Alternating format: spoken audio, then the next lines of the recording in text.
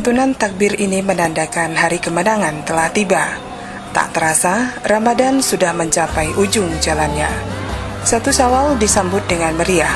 Ratusan warga memeriahkannya dengan mengadakan pawai obor keliling kota. Suara takbir dan beduk saling bersahutan menandakan hari raya sudah di depan mata.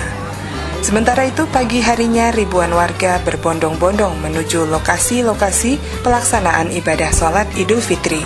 Di Banda Aceh, pelaksanaan sholat Id dipusatkan di Masjid Raya Baitur Rahman, Banda Aceh. Suasana khusyuk dan khidmat sangat terasa dalam pelaksanaan ibadah ini.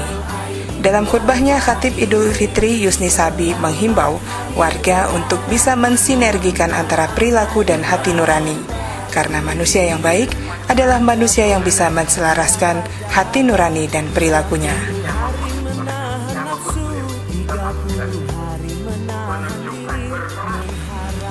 Dari ruang redaksi tim Aceh Kita TV juga tak lupa mengucapkan selamat Idul Fitri, mohon maaf lahir dan batin.